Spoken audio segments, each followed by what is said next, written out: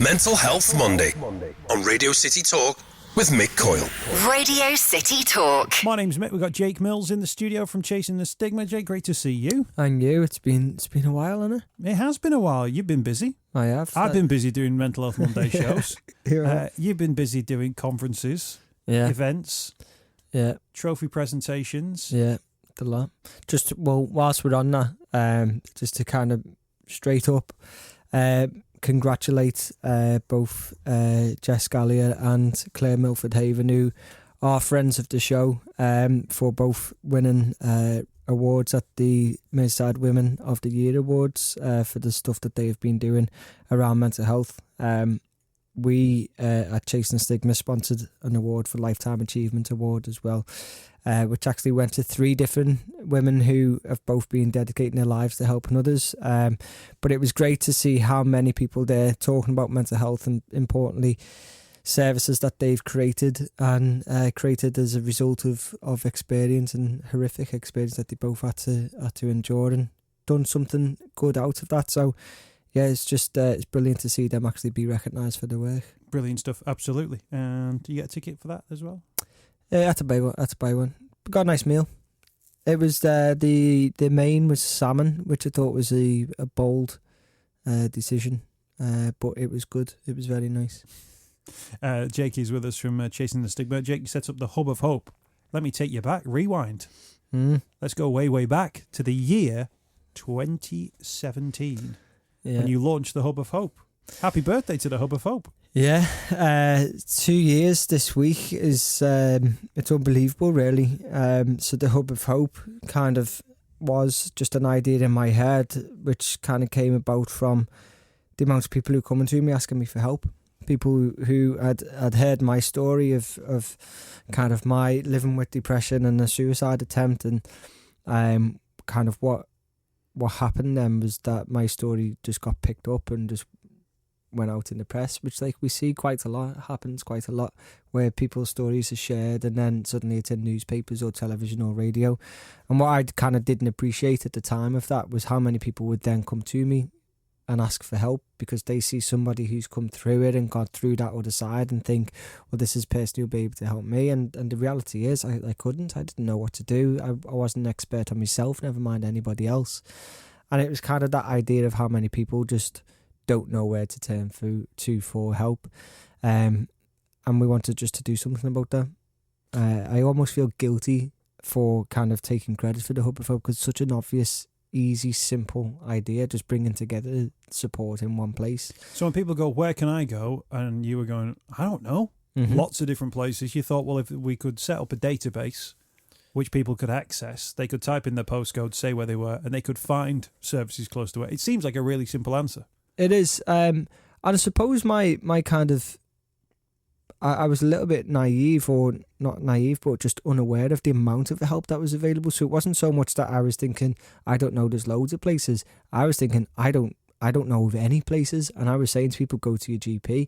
And my own personal experience, I had a couple of different GPs before I actually got a good experience. And I was thinking, go to your GP. And I was crossing everything that they had, that third GP, rather than the first or second that I had.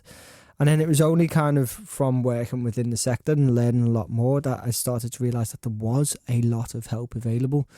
And so it was just an appeal that we put out more than 2 years ago to say, if you offer any support, tell me who you are and I'll try and collect it together. And in my head, I thought it would just be like a spreadsheet on my computer.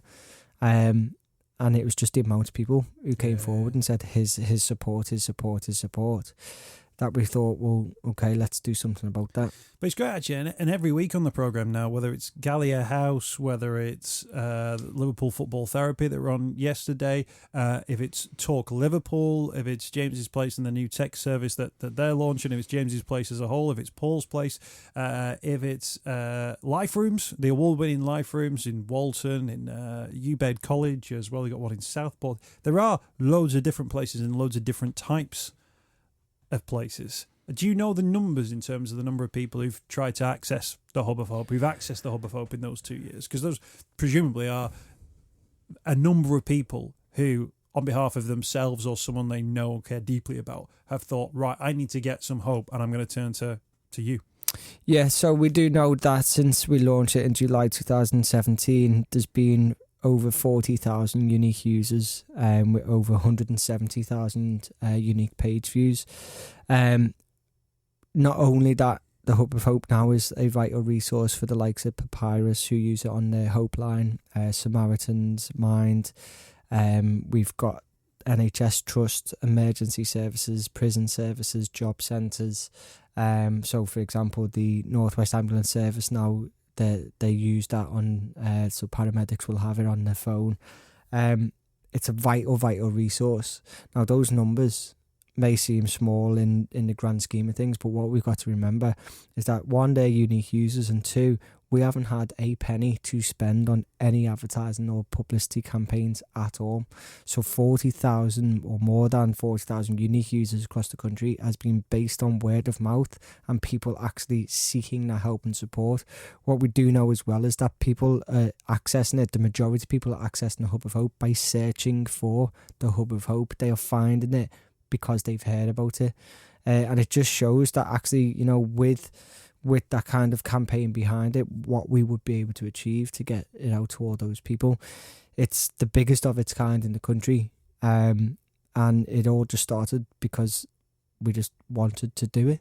How many people do you know? How many people have you got on there? How many organisations, rather, have you got on there? Yeah, so we've got thousands on there at the moment. And it's, again, back around to that point that we made before, is that these places already exist. And I'm sure when you started Mental Health Monday, you didn't appreciate how many people would actually be coming forward. Not only people who want to talk about their own experience, but people who are saying, we've got this service or we've created this service. And there's just so many out there. Oh, it's amazing. And, you know, we're I don't want to say we're up the wall with it, but we have got, you know, our diary for Mental Health Monday is in, I'm just checking with John now, just weeks in advance in terms of just people who are going, oh, we're doing this, or we're doing this specific to this date. Can we come on and talk about it ahead of a launch of such and such a thing? And then even if somebody cancels or we have late cancellation, there's like a million people who've got something else that's going on. You know, yesterday's show, we had the guys in the studio who were all, somebody pointed out afterwards, it was an Englishman, an Irishman and a Scotsman, which I didn't realise at the time, but it was more a Scouser, an Irishman and a Scotsman. 3 working class lads. And it was only when I watched the video back on social media, I thought, I'm sitting in a studio here, presenting a show with 3 working class blokes in a northern city, and everyone's talking about how they feel and their feelings, and about how they haven't been feeling great, and they had anxiety, depression, psychosis. And I thought, what an amazing thing that is, that those sort of opportunities to have those conversations are there, that we can have those conversations, and that people feel like they can come on and talk about those feelings, because they weren't, you know, they were 3 really just normal blokes, but they were more than happy to talk about, this is how I feel, and this is how I feel now, this is how I might feel in a few weeks' time, but this is what I'm doing about it. Absolutely. And I think kind of at the very core of that is the idea behind the type of support that they've received is really normal. It's not what they would expect to be as therapy. It's using football, it's using sport, it's using their interests to help them. That's what's going to be key to us really tackling not only suicides, but people who are living with poor mental health and unwell with the mental health. It's that kind of normalisation of it. It's using those environments to work for people. And that's why when we set up the Hub of Hope, we didn't say we're not going to include NHS services, but we did say we're going to focus on voluntary sector, on community groups, on charities, on organisations where you can go and be around people, have that feeling of togetherness, like they were talking about being a wolf pack, you know. Yeah. But I've seen that firsthand at Everton and Community Imagine Your Goals. You know, talking to Colin years ago when we first started it, that was what made me want to do this, because I could see the power of actually the people who are together. And that's what we need to be focusing on, because we know that people aren't turning to help from professional mental health services, or certainly people are trying to, but they're not really accessing that help because they're on waiting lists. So it's about getting other forms of support so that people can access it without being on a waiting list, or pay for it if they want to, or access it while they're waiting on a waiting list to be seen by NHS services. So it's about how we can use that voluntary sector to pull all of that together, because that's going to hold the key. In terms of that as well, because it's sort of independent organisations though, and it's not under the banner of, say, the NHS, although the NHS are obviously included in it, is there something more that can be done from, and I don't know if it comes down from high, if it comes down from you, whereby, you know, there are opportunities for, you know, the Hub of Hope teams to come together? Because the thing that surprises me is the sheer amount of great work that's going on there. And I find myself almost like acting like an agent, going, oh, you need to speak to such and but, oh, have you heard about what these people, have you tried, oh, that's a bit like this, oh, I've never heard of those before, yeah, they're doing this, but they're doing it in a different part. And I thought, if all these people were part under an organisation, there'd be structures around it, which would take away some of the individuality, maybe, but also it'd probably help them out a million times with details of, you know, cheaper ways of sorting your rent out, or sorting an account at the end of the year that's suitable for the charity organisation. You know what I mean? That those people could work together and actually find that mutually beneficial. Absolutely, and that's how we've got to move forward. I do have to say, from talking to people at NHS England, I know that they are keen on trying to create that community as well, working closely with the voluntary sector to be able to bring those people together. But it's this idea that it's not necessarily anybody's fault, but sometimes we work, you know, under the kind of restraints that we've got, and financial restraints, and the pressure that a lot of people within the voluntary sector have, is that they simply just don't have time to know about the neighbours. And we use the phrase sometimes about working in silos, and sometimes that can sound a little bit harsh, but it is kind of being a bit more aware of the people around you. I was at a conference last week in Wakefield, where they try to bring people together from the council, but also voluntary sector, and people were putting their hands up and saying, well, we work at this service and we get a lot of women who come to us and we're not really equipped for them. And suddenly someone's putting their hand up and saying, well, that's what we do, and they're based down the road,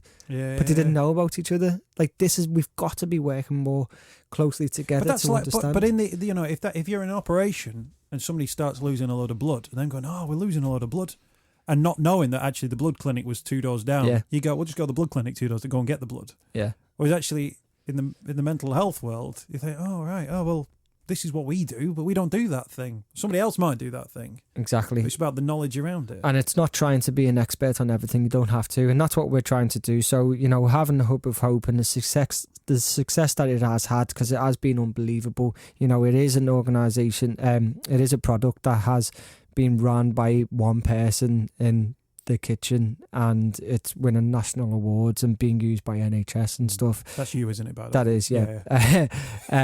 But now we've been able to use those foundations that we have built and now build upon them. The likes of the training that we've created, the Hub of Hope forms the basis of the training, which we've just we're rolling out across thousands of people. We've just started training with the DBS office, who committed to having 900 members of staff trained there. We are making huge waves in what we're trying to do, and we're not charging anyone for it. We're not making money from it. It's literally so help is easier to find, and people know the support that's around them, whether that's people who need the support, people who are looking for support for somebody else, or people who offer support to know about the other services that exist. There will be people who will have been having mental health issues for longer than the Hub of Hope existed. So it's worthwhile, if people have been thinking, oh, this has been something that's been long term, they can type it in at any point and go on. It's 2 years in the making. It's continuing to grow. There'll be new services going on there all the time, but people can go on there. They can go on there now. Also, they can refer a friend to it as well. And I've done this plenty of times when people have said to me, Mick, who do we need to speak to? Or who can I speak to about this situation with a group or a friend or some? And I always go, first thing I always say is Hub of Hope, because that'll find the ones that are near them. And if they're in different parts of the world, it's actually a really easy thing to do. Different parts of the country, I mean. If it's someone based in Scotland or I'm not going to know anyone in Bristol, but actually the Hub of Hope will just find them straight away. And that's kind of, again, that idea of it being really, really simple, but nobody's actually done it. Or if people have tried to do it, it's been as a kind of a side job rather than being focused. And that's where we've come in and said, we'll do it.